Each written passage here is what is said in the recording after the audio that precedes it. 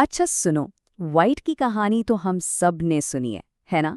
लेकिन क्या हो अगर जो कहानी हम जानते हैं वो असल कहानी हो ही ना? सोचें जरा, अगर बुरी मलका बुरी ना हो और शहजादा भी कोई हीरो ना निकले। चलें, आज इसी जानी पहचानी कहानी का एक बिल्कुल नया, एक बिल्कुल अनोखा रुख देखते हैं। बिल्कुल, यही वो सवाल है जो सब कुछ बदल देता है। रिवायती कहानियों में तो मलका बस एक हसद करने वाली बुरी औरत होती है बस। लेकिन इस कहानी में हमें एक बहुत ही मुख्तलिफ, एक बहुत ही पेचीदा किरदार से मिलवाया जा रहा है।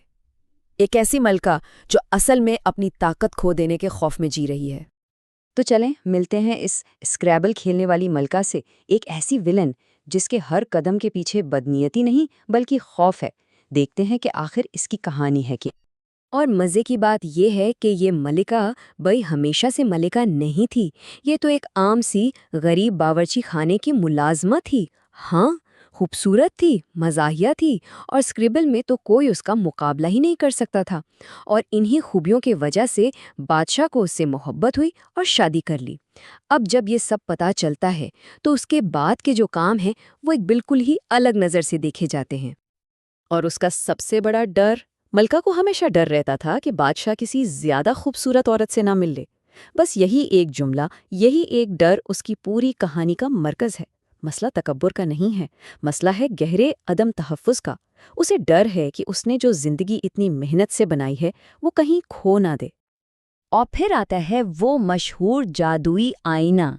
लेकिन ठहरिए, ये कोई पुराने जमाने का आईना नहीं है जो पहेलियां बूझे। नहीं, ये तो समझें एक तरह का रियल टाइम ब्यूटी ट्रैकर है जो गोलमोल जवाब नहीं देता बल्कि सीधा सीधा टू द पॉइंट डेटा देता है। जैसे आईना कहता है आज सुबह 8 बजे तक वो आपसे जरा सी ज्यादा खूबसूरत है। आप देख रहे हैं, ये कोई परियों की कहानी वाली बात नहीं है, ये तो एक फैक्ट है, एक डेटा पॉइंट है। और बस यही वो लम्हा है जब मलका का अदम तहफ़्फ़ुज़ एक शदीद खौफ की शक्ल अख्तियार कर लेता है। तो यहाँ उसका दिल बुराई की वजह से पत्थर का नहीं बनता, नहीं, बल्कि वो तो खौफ की वजह से जैसे जम जाता है। अपना सब कुछ खो देने का डर। यही डर उसे एक ऐसे रास्ते पर डाल देता है जहाँ से शायद वापसी मुमकिन ही ना हो। अच्छा, तो ये तो हुई मलका की बात। अब आते हैं स्नो वाइट की तरफ, जिसका सफ़र किसी जादुई मदद का मोहताज नहीं बल्कि खालिसतन समझदारी और हकीकत पसंदी पर मबनी है। सोचें, जब उसे जंगल में अकेला छोड़ दिया जाता है तो वो क्या करती है? रोती पीटती है? नहीं, वो बस खुद से कहती है ठीक है, अब घर तो वापस जा नहीं सकती, चलो पेरू, आगे बढ़ते हैं। ये है एक ऐसी हीरोइन जो अपनी किस्मत का रोना रोने के बजाय उसे अपने हाथों में लेती है। और सितम ज़रीफ़ी देखें, जंगल में बचने के लिए स्नो वाइट को वही चीज़ गंवानी पड़ती है जिसकी वजह से उसकी जान खतरे में पड़ी थी, यानी उसकी खूबसूरती। सुबह वो जंगल में भागती है, दोपहर तक उसका चेहरा कीचड़ और खराशों से भर जाता है, दोपहर तक बालों में टहनियाँ और पत्ते फंस जाते हैं, और रात होते होते वो खूबसूरत नहीं रहती। वो बस एक थकी हुई, ठंड से कांपती लड़की होती है। ये कहानी हमें ये भी सोचने पर मजबूर करती है कि खूबसूरती शायद हमेशा कोई इनाम नहीं होती। हाँ, वो भले एक शहजादी है, लेकिन वो हाथ पर हाथ धरे किसी के इंतजार में नहीं बैठती। जैसे ही वो बोनो के घर पहुंचती है, वो फौरन एक डील करती है। पनाह चाहिए? ठीक है, बदले में मैं घर के काम कर दूंगी। तो सवाल ये है कि उसकी जान बचती कैसे है? किसी जादू से? नहीं, उसकी जान इसलिए बचती है क्योंकि बोनो को बर्तन धोने से सख्त नफरत है ना कमाल का हल? बिल्कुल हकीकत के करीब, कोई जादुई चक्कर नहीं। चले जी, अब कहानी में एंट्री होती है शहजादे की। लेकिन ये वो शहजादा नहीं है जिसे आप जानते हैं। ये रेस्क्यू मिशन तो मजाक और अनाड़ीपन से भरा हुआ है। उधर जब मलिका को पता चलता है कि स्नो वाइट अब भी जिंदा है तो वो क्या कहती है? कोई खौफनाक धमकी देती है? नहीं, वो कहती है उफ उफ, जैसे कोई बहुत बड़ी विलन ना हो, बस कोई ऐसा हो जिसका दिन ही खराब चल रहा हो। और सुनो, वाइट, उसे शक तो होता है कि सेब में कुछ गड़बड़ है, लेकिन वो फिर भी खा लेती है। अब क्यों? भाई, क्योंकि कभी कभी एक मज़ेदार सेब की ख्वाहिश जो है ना, वो अक्ल पर भारी पड़ जाती है। ये छोटी सी कमजोरी ही तो है जो उसे हम सब जैसा बनाती है। तो अब सच्ची मोहब्बत के बूसे वाली बात तो भूल ही जाएं। यहाँ स्नो वाइट की जान कैसे बचती है, देखें जरा। शहजादा शीशे का ताबूत देखता है, फिर वो अपने ही कुत्ते से टकराकर गिरता है। ताबूत मेज से नीचे आ गिरता है और इसी धचके से जहरीले सेब का टुकड़ा स्नो वाइट के गले से बाहर आ जाता है।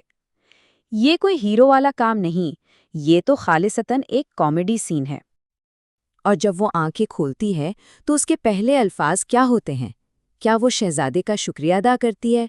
नहीं, वो कहती है, नहीं, मजीद सेब नहीं, कोई मोहब्बत का इजहार नहीं, कुछ नहीं, सिर्फ एक बहुत ही वाजिब शिकायत। ये है इस कहानी की स्नो वाइट। तो फिर कहानी का इख्तिताम कैसे होता है? क्या कोई शाही शादी होती है? बिल्कुल नहीं। इसके बजाय हमें मिलते हैं दो बिल्कुल ही गैर मुतवक्के हैप्पी एंडिंग्स।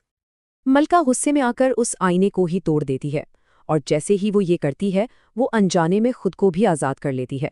जिस चीज़ से उसे डर लगता था उसी को तबाह करके वो उसकी कैद से हमेशा के लिए निकल जाती है। और इसे कोई सज़ा नहीं मिलती, कोई गरम लोहे के जूते नहीं। इसके बजाय वो एक डरावने ख्वाब से जागती है और महसूस करती है कि हसद और बेचैनी का वो सारा जादू टूट चुका है, वो आज़ाद है। और उसकी पहली ख्वाहिश क्या होती है? अपने शौहर के साथ बैठकर स्क्रिबल खेलना। वो वापस वही बन जाती है जो वो असल में थी। तो आखिर में हमें क्या मिला? दो अलग अलग खुशगवार रास्ते। एक तरफ स्नो वाइट है जो एक हादसे में बच गई और जिसे एक डिशवॉशर मिला। दूसरी तरफ मलका है जिसके ऊपर से आईने का जादू टूट गया और वो हसद से आज़ाद हो गई। एक खुशी से रह रही है और दूसरी को स्क्रैबल खेलने को मिल रहा है।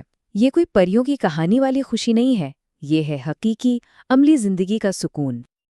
और इस पूरी परियों की कहानी के इख्तिताम पर जो सबसे बड़ा तोहफा दिया गया वो क्या था? एक डिशवॉशर। जी हाँ, एक। यही एक चीज़ इस कहानी के पूरे अमली और मज़ाहिया अंदाज को बेहतरीन तरीके से बयान कर देती है। तो आखिर में ये कहानी हमें एक बहुत ही दिलचस्प सवाल के साथ छोड़ जाती है। क्या हो अगर हमेशा खुशी से रहना किसी परियों की कहानी जैसा इख्तिताम ना हो, बल्कि इसका मतलब सिर्फ ज़हनी सुकून हासिल करना हो?